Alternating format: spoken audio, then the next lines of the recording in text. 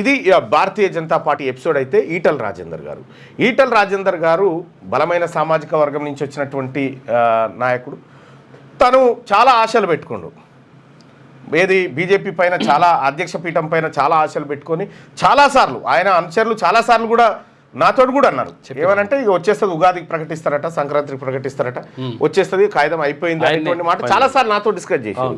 నేను ఆ రోజే చెప్పిన మీరు రాసి పెట్టుకోరు ఆయనకి ఇయర్ అని చెప్పిన. నేను ఎందుకు ఇయర్ అనే దానికి ఒక బలమైన కారణం, ఆ మధ్యకాలంలో భారతీయ జనతా పార్టీ గద్దర్ విషయంలో ఒక గత్తర లేపింది.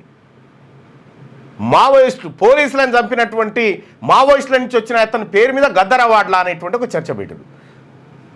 మరి ఈటల రాజేందర్ గారు కూడా ఆ బ్యాక్గ్రౌండ్ నుంచే వచ్చిండు కాబట్టి ఈయన భారతీయ జనతా పార్టీకి ఆయనని ఏది చక్రబంధంలో చిక్కిచ్చి పక్కకు జరిపినట్టు కనిపిస్తూ ఉంది. ఇప్పుడు భారతీయ జనతా పార్టీ వాళ్ళు కొత్త నినాదం తీసుకుంటా ఉన్నారు. ఓసీ అధ్యక్షుడు బీసీ సీఎం అనేటువంటి, ఇక ఇదే చేయనప్పుడు అదే చేస్తారు, ఎవడు నమ్ముతాడుగా. కాబట్టి దాని కథ ముగిసిన అధ్యాయం.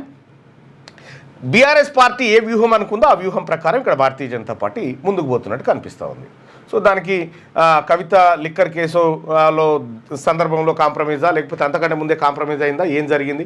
ఎందుకంటే బలంగా ఉన్నటువంటి బీఆర్ఎస్ పార్టీ ఒక్క ఎంపీ స్థానాన్ని గెలుచుకోకుండా వాళ్ళకు 8 సహకారం చేసేటువంటి కార్యక్రమం అయితే జరిగింది ఇక్కడ.